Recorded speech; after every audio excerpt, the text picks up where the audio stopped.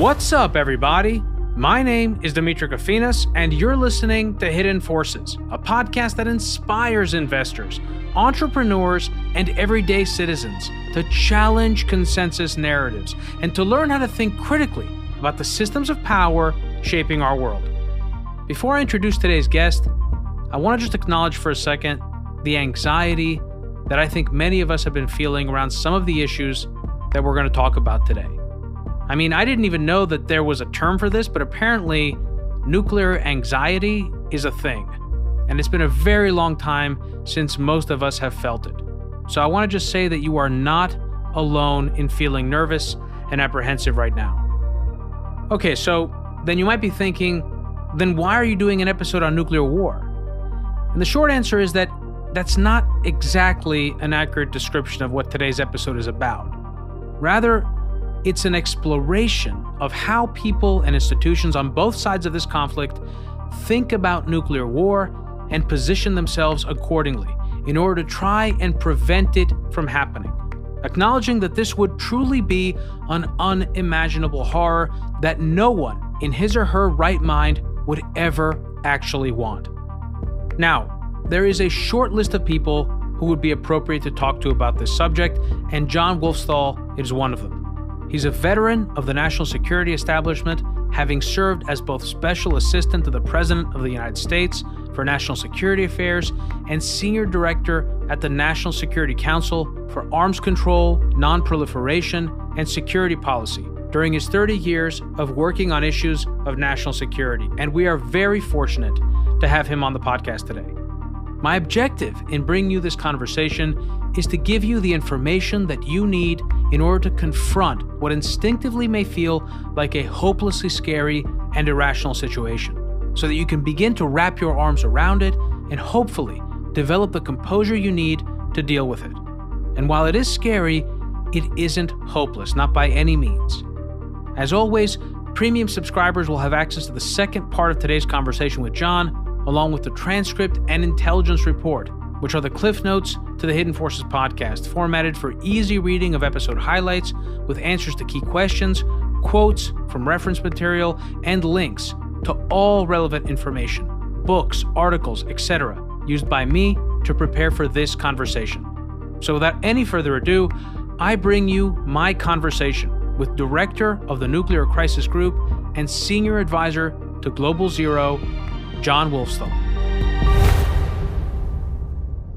So, John, it is great having you on the podcast today, though I will say that the subject we're going to talk about has been creating a lot of anxiety in me. So your job here today is unusual because it isn't just fact-based, it's also, you're kind of like a personal therapist. Actually, I'm joking, but I am curious because, a lot of times this happens to me when markets melt down or something happens in the world. My friends will call me, and I'm not an expert on these things, but I have a podcast. And they'll say, hey, what do you think's going on? And I always know that something has reached a certain threshold when people are calling me. I'm curious what kind of phone calls you've been getting during this time and what you tell your friends who express a level of anxiety around the risk of nuclear war and terms like World War III that have been bandied about in the last few weeks. Yeah, Dimitri, I've been getting, as you can imagine, lots of phone calls from people I haven't heard from in decades, from college, from graduate school. A friend of mine saw me on a TV interview and said, you're like a celebrity for the apocalypse. So, the reality is, having worked on nuclear weapons issues since I was a teenager, in the background, I sort of have this recognition that this is a doom and gloom subject. And sometimes it's in the public eye and sometimes it's not. But I definitely have been doing more therapy lately as opposed to analysis, because people have been calling me saying, what's going to happen? Or, what should I do? And of course, the answer is, I don't know. I don't know what's going to happen. I can tell you that the risks are greater today than they were, say, 6 months ago or a year ago of something bad happening, of a nuclear crisis developing. But I'm not a nuclear defense planner. Somebody literally called me and said, should I pack up my wife and should we move to Australia? And I said, look, I can't tell you what to do. I can tell you how I feel about this, which is that I'm worried, but I also feel like going to Australia is not going to protect me or my family. We have to keep working on this issue and do the best we can to prevent the worst from happening. That's a great answer. And, I'm also reminded of the feelings that a lot of people had around COVID-19, because in many ways, what we're experiencing today is not altogether new. Actually, it's not. It's just that we've been living in a different world, in a unipolar world for very long. And also the risks of nuclear war, of nuclear proliferation were very much with us before. It's just that they hadn't risen to the surface. And so there's a lot of this in my experience, whether it's COVID or whether it's this, is really people learning to adjust to a world that they maybe weren't properly acquainted with, but which was the world they were living in. So what I want to do today, and I've said this in the introduction, is to help give listeners the facts and information that they need in order to confront the situation that we're dealing with today with calm and equanimity, and in a way that is, I think, competent. Because I think public opinion on this matter is important, and the public's participation in the conversation is important. So before we do any of that, John, I'd love for you to set this up for me and my audience by telling us a little bit about yourself and what you've concerned yourself with during the course of your career. Sure. So I've had, really, by any analysis, just a remarkable opportunity to work on an issue that I've cared about since I was quite young. I got involved in the nuclear freeze movement in New York City in the early 1980s and decided that this was the most important issue, I thought, facing the country and the globe, and wanted to dedicate my professional career to it. Ended up moving to Washington after college in 1988 and have been working in and around nuclear weapons issues ever since. I spent 5 years as a career government civil servant at the Department of Energy. During that time, I worked on a nuclear agreement we had with North Korea, in North Korea at their nuclear facilities at Yongbyon. Most people no longer remember we actually froze and shut down the North Korean nuclear program for about a decade through a negotiated agreement, which eventually the North Koreans violated. But in addition to working there, also did work on Russian nuclear material security. When the Soviet Union collapsed, we were very worried that their weapons and materials were no longer secure, that they could flow to places like Iran, Iraq, and elsewhere. So spent a lot of time in the former Soviet Union working to enhance their security, and also ensuring that nuclear weapons went back from places like Ukraine and Kazakhstan and Belarus to Russia after the Soviet Union fell apart. But I've also worked on a lot of strategic nuclear issues for the United States with both Russia and China, looking at how many nuclear weapons do we need? How many weapons does the United States have? How much do these things cost? And interestingly, because a lot of the experts in this field either work exclusively in government or outside of government and academia, I've been very fortunate to move back and forth between the two communities. And so there is an entire group of people that look at the theory behind deterrence or the concepts behind arms control, but never actually do it in government. And there are a lot of people who work on government on these detailed programs, but don't really understand the theory behind it. And so because I've flowed between those worlds, helped to connect them in a way that I think is very useful to both talking to the public, but also having an impact on policy and government. So how have you seen the concern around nuclear weapons, the objectives around nuclear weapons and proliferation evolve over the course of your career? Because you got in, I guess, at the beginning of the first Bush administration, after Reagan had flirted with SDI, which was, I think, the last time that there was real angst around nuclear war, because he was changing the dynamics, and that was very unsettling for a lot of people, potentially destabilizing. So how have you seen that change, and what have been the major concerns during that period of time? So I would say there have been three shifts. I mean, the Reagan years were a time of great tension. He came into office wanting to bury the Soviet Union, actually joked in 1995 at a press conference that the missiles fly in 15 minutes. He actually thought this was quite funny, and it actually touched off a crisis in Moscow. And then after he and Gorbachev helped end the Cold War through negotiating these really important and, I think, far-reaching arms control agreements that eliminated entire classes of nuclear weapons, capped the numbers, imposed real-time on-site inspections for the first time. When the Soviet Union fell apart, I think the American people were told this problem is solved.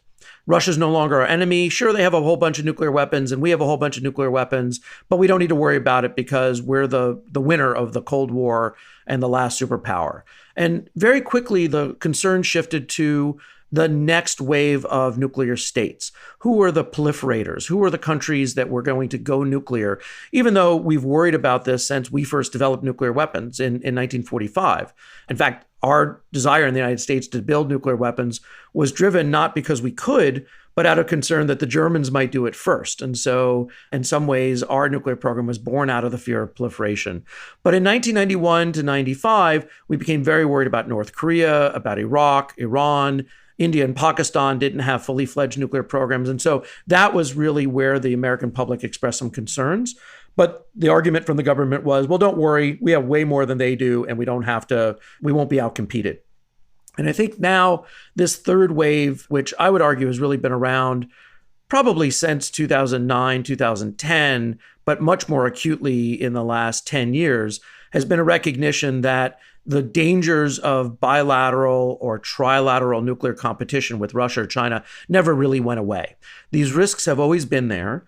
The risk of sudden escalation has always been there, but the public just wasn't informed about it. They weren't tuned to it. And quite frankly, they didn't care about it. And right now, of course, with the crisis and the war in Ukraine, people are much more worried because Putin has threatened to use nuclear weapons.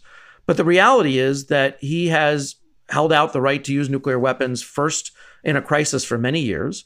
And most people don't realize that the United States still reserves the right to use nuclear weapons first in a crisis and has for many years.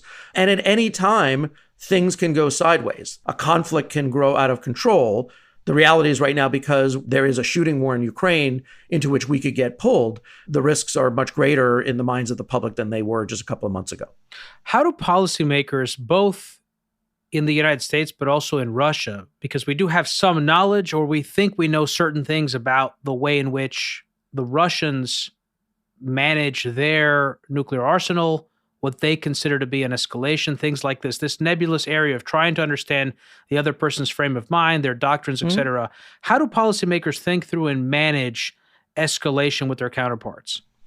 So we actually have very deep knowledge into the Russian strategic thinking on nuclear issues. I've been to Moscow to talk with government officials and experts for 20 years now, probably made 30 trips to Moscow and met with people there and elsewhere.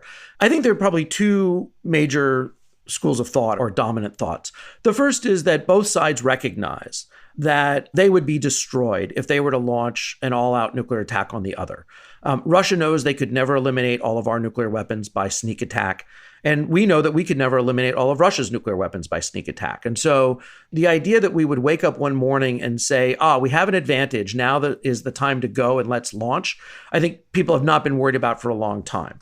The real challenge, as I see it, is both the United States and Russia have argued that they and not the other country would be able to control the ladder of escalation, that they could dominate this escalation, de-escalation dynamic, and that by being willing to show our resolve, by deploying nuclear weapons that can be used early in a crisis, by stating clearly that we were willing to use nuclear weapons in a crisis, by integrating nuclear operations into our conventional planning, we can somehow show the Russians, or the Russians can somehow show us that we're more serious or they're more serious. And the reality is that neither side can control escalation.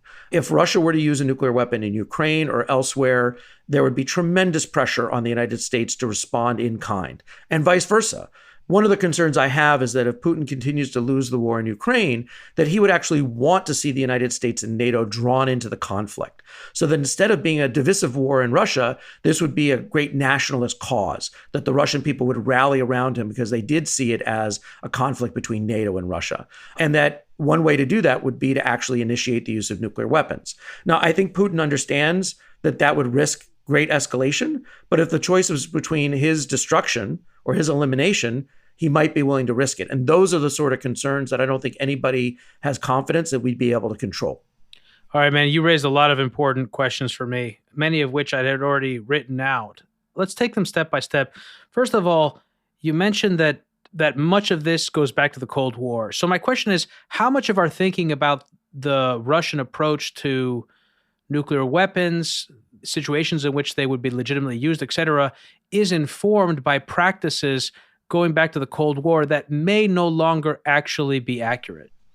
So I think you put your finger right on the heart of the problem, which is that both the types of weapons that we have, the way we manage those weapons and the theory and the strategy that we say publicly would guide those weapons are all anachronisms from the Cold War. And I'll give you the perfect example. We built long-range ground-based ICBMs back in the 1950s and 60s because we wanted the ability to very quickly order the launch of nuclear weapons and have them strike Russian territory before, in fact, they could have a sneak attack to destroy our missiles. We now, in addition to our land-based missiles, deploy submarine-based ballistic missiles, which are completely undetectable and invulnerable to Russian attack. And yet we still maintain 450 long-range ground-based missiles with nuclear weapons on them. We're about to replace the entire generation of those forces to the tune of $150 billion and counting over the next 20 years. We have them because we've had them, but the logic to maintaining them doesn't make any sense. And so our force structures are much larger than they need to be, and we're much more reliant on nuclear weapons in our defense strategy than I think we need to be. What's equally disturbing is right now, what Russia is doing is saying, we recognize that we're conventionally inferior to the West, but because we have nuclear weapons, you can't touch us.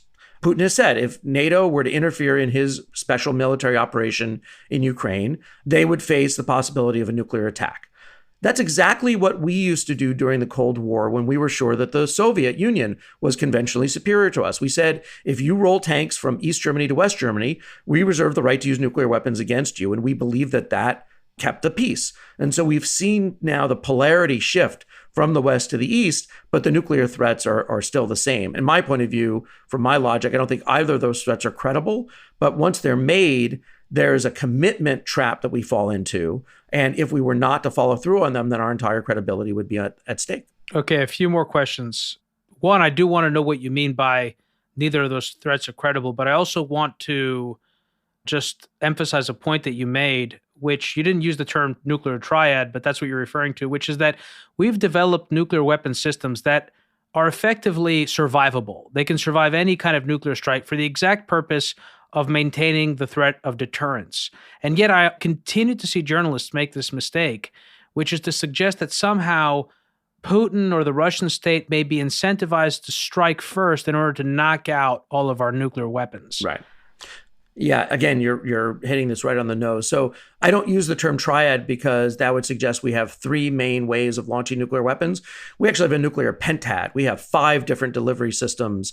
We have long-range missiles in the United States. We have submarine-based missiles. We have long-range bombers with cruise missiles that could launch from thousands of miles away. We have stealth bombers that would actually drop gravity bombs while traveling over Russian airspace or Chinese airspace or somebody else's airspace. And we have short-range fighter bomber aircraft that could launch gravity bombs as well. So the idea is that we have so many different ways of launching nuclear weapons that nobody could be sure to get them all at once, and therefore we could respond and the attack would never succeed. And the penalty would be worse than any benefit they would gain through the attack. And the same is true for Russia, that we could not eliminate all of their systems, and therefore they know what we're not about to attack.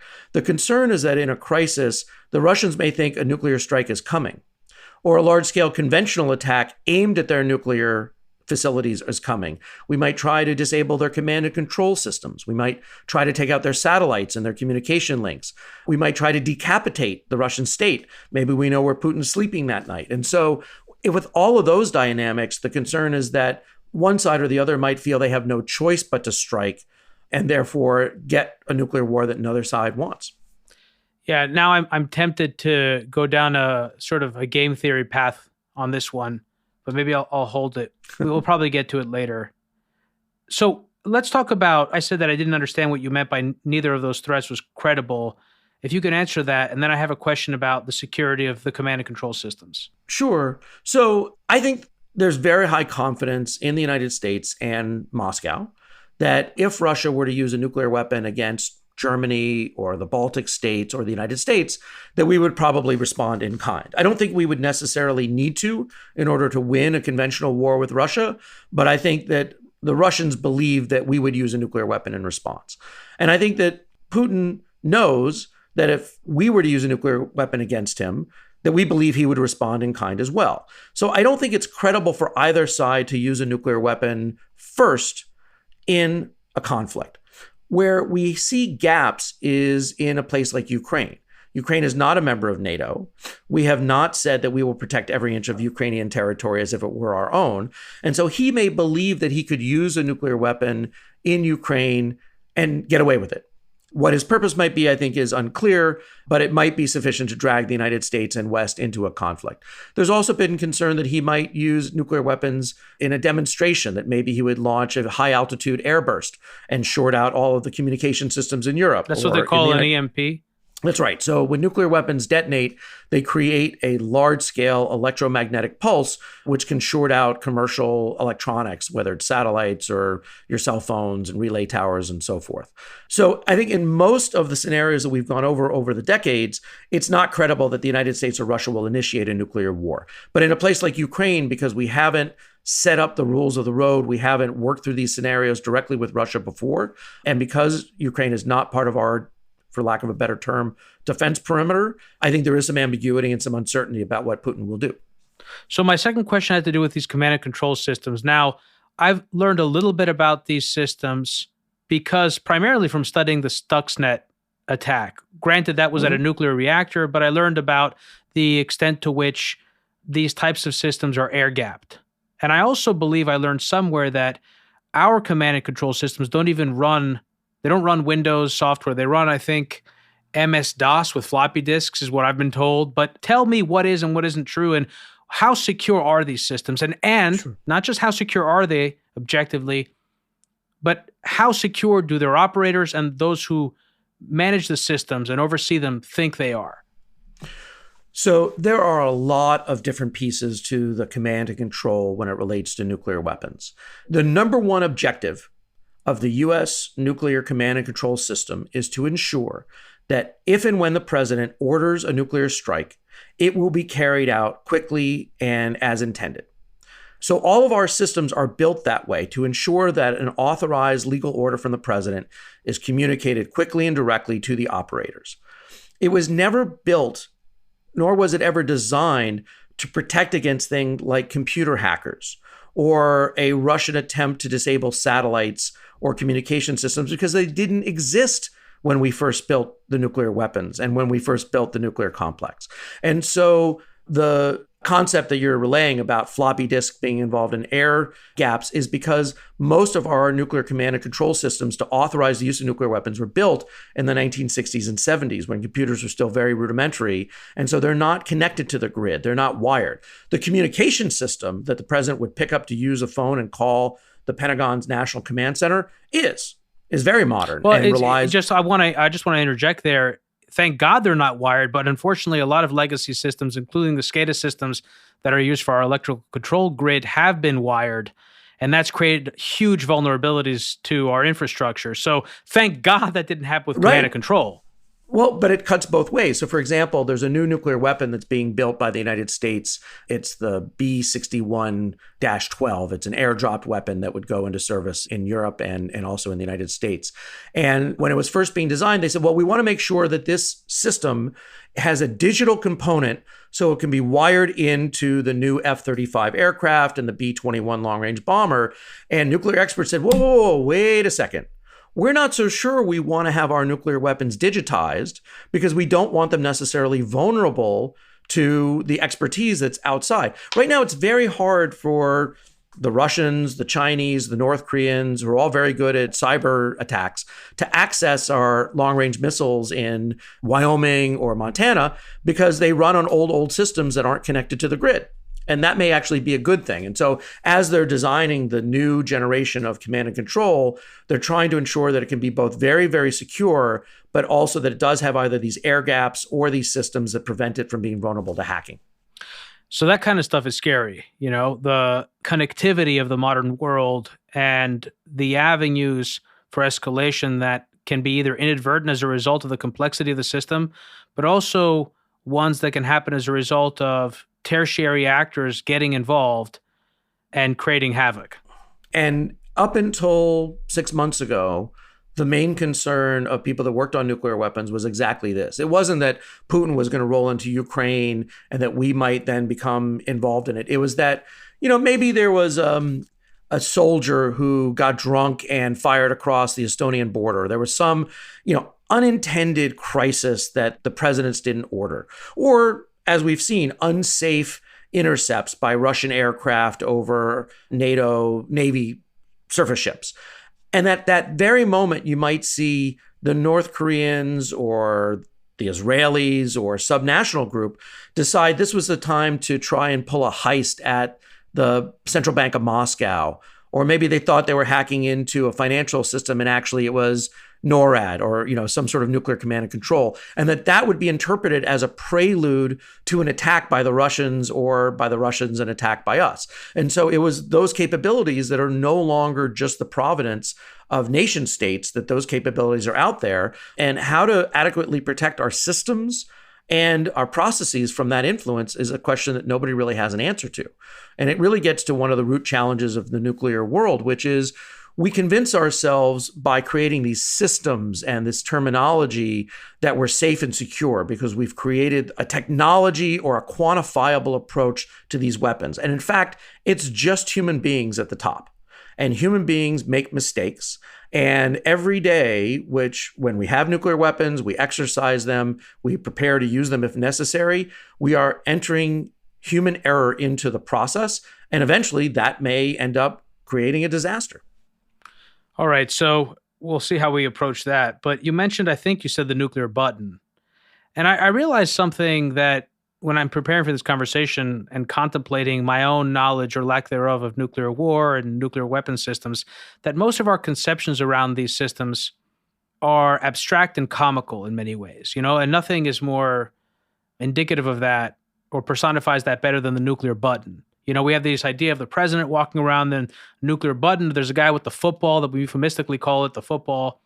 How does the chain of command or the chain of ordering work in the United States? And then what do we know about the way that works in Moscow? So, for example, the president decides that, I don't know, you tell me, because it's not like the president decides, okay, we're going to conduct a strike. There are levels of alert. And of course, the president of Russia recently expanded the level of alert. I forget what the exact terminology was at the war's onset, to posture, to signify the severity of this. I know this from having watched an interview that you gave to PBS.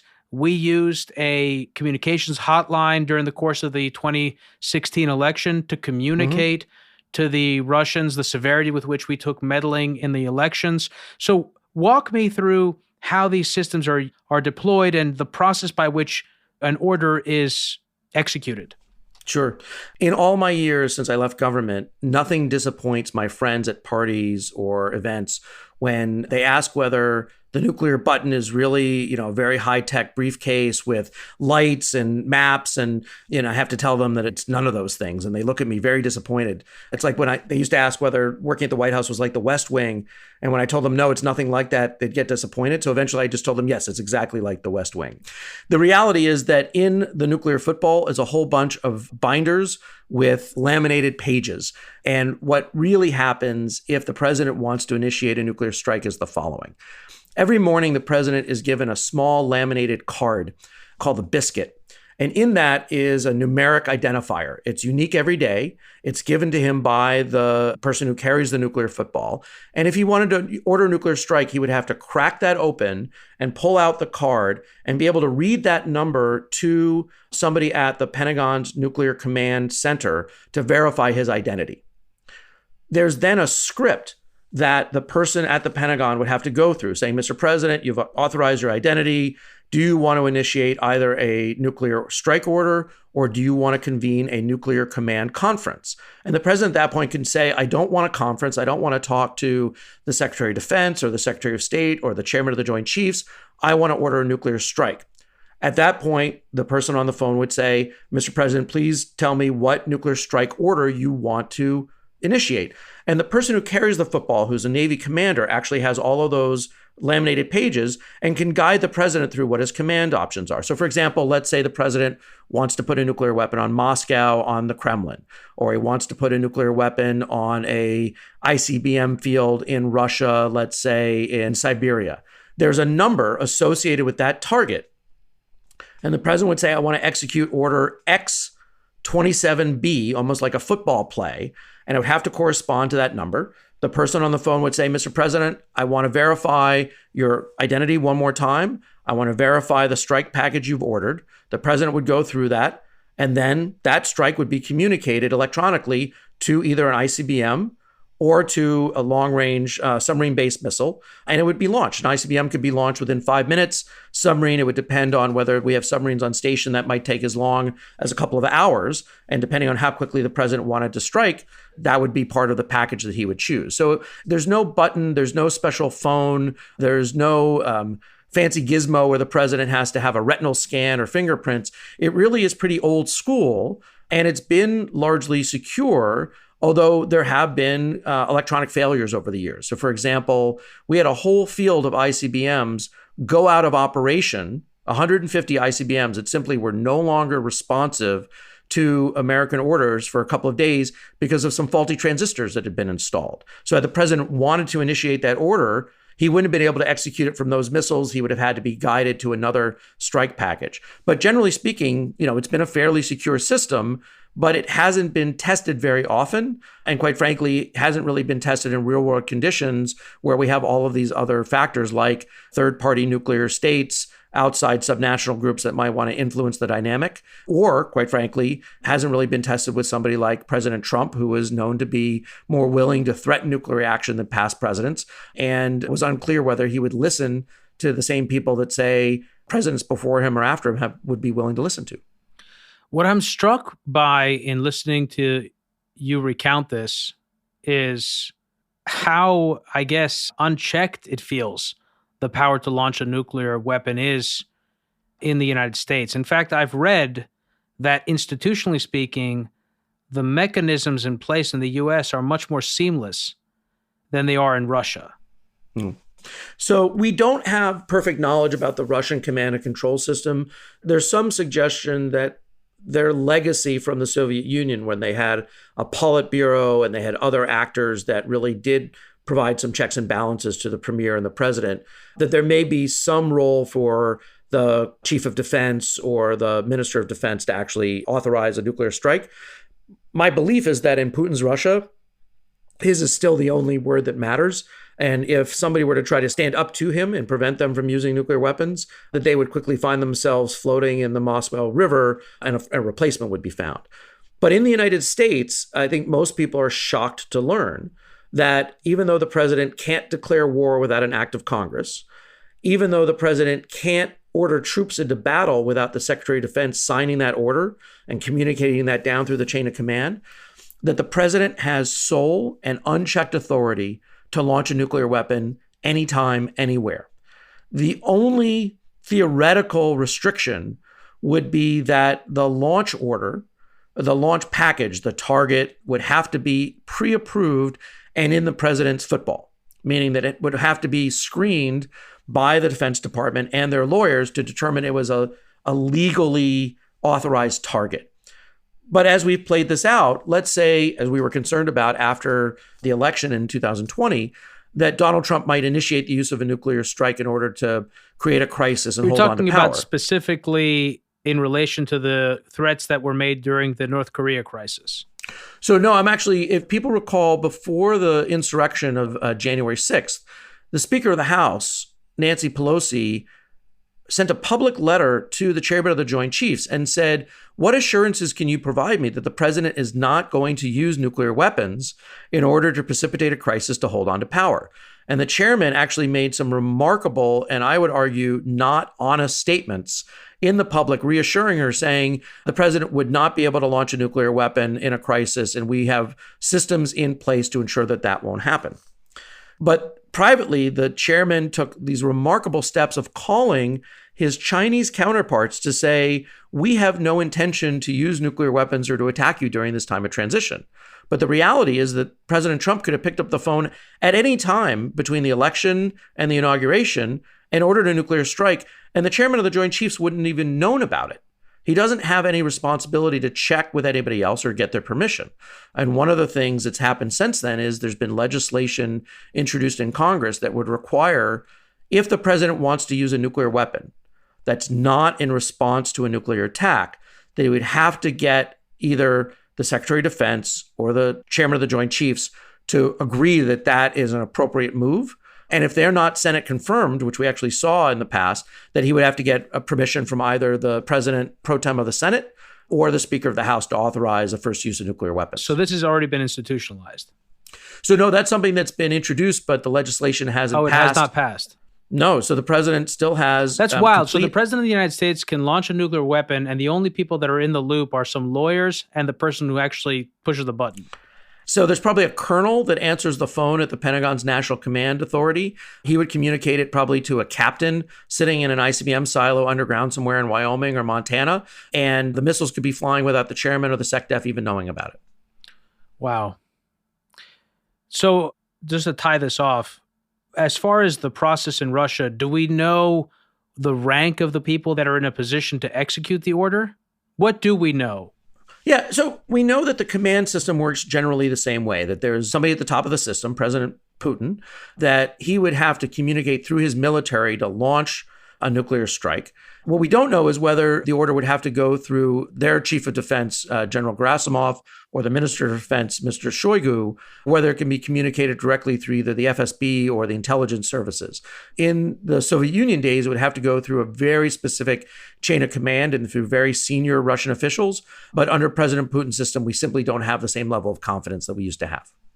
All right. So the next question I have for you, John, has to do with the systems that are in place, not intranationally, but internationally. In other words, who are the, for lack of a better word, deep state actors, the people who are persistently part of the government, whose job it is to communicate over space and time and develop a rapport, a relationship, a set of expectations in order to help manage crises like this to reduce the likelihood that we actually have nuclear war, which again is something that literally no one wants. I mean, you'd have to be completely insane.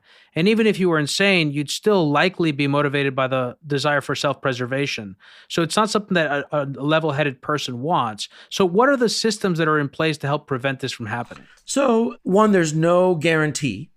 So there are no systems that can prevent it. We do have tools, and we've used a number of them over the years. We have both electronic communication tools and we have personal relationships. On the electronic communication tools, we have a number of systems that were built during the Cold War. People just think of them as the hotline, but actually it's not a red phone on the president's desk. It's the nuclear crisis communication system that runs from the Department of State in the United States to the Minister of Foreign Affairs in Moscow. And we test that every day. We send lines of code to Russia, and Russia sends lines of code back to us. And those are run by civil servants and bureaucrats, what some people call the deep state, but what I actually call the government. And so when we test those every day, we occasionally will try to use that to communicate. We did use that in 2016 to communicate to Russia how seriously we viewed their attempts to interfere in our election. We have used that in the past to communicate if there have been alerts or exercises that we wanted to explain to Russia was not, in fact, a prelude to attack, but these were normal exercises. They would be happening on a certain date. And so if they saw a change in our alert status, they shouldn't misinterpret that. If they had questions, they could respond through that channel.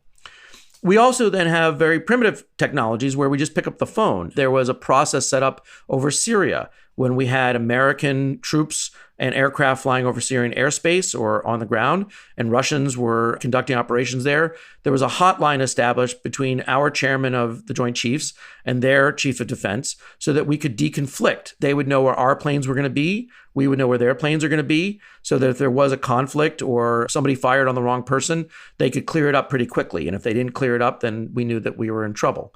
So we have those systems, but really what matters is the relationships. And you have seen occasionally, and you can just sort of look this up on the internet, that there will occasionally be meetings between General Gerasimov and current chairman Mark Milley to meet with their counterparts, to talk about general issues, but also then to have very quiet, very private pull-asides where we communicate high-level messages. So for example, it's my belief, having talked to colleagues in the government, that we have communicated directly from the chairman to the Russians that any use of nuclear weapons in and around the Battle of Ukraine would change the nature of the conflict, and we could no longer guarantee where it ended up.